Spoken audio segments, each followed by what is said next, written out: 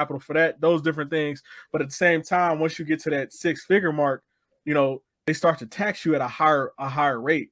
So essentially you losing 30 to 40% of your income. So when you think you're making six figures, you're really not making nearly as much income. So that's come in real strong later on, but you got to start thinking about diversifying. Like next week, we're going to talk about HSAs. We're going to talk about TSPs.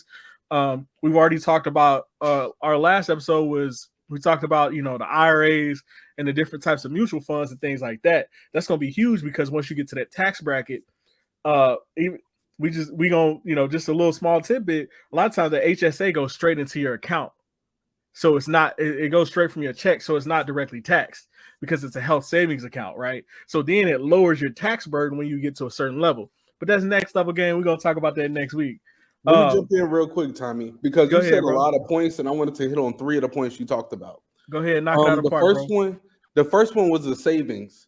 It was like in the first 2 paragraphs, and it talked about how many people didn't really have savings, right? Mm-hmm. And that's the good thing about following Dave Ramsey's plan. He sets you up in order to at least have an emergency fund, right?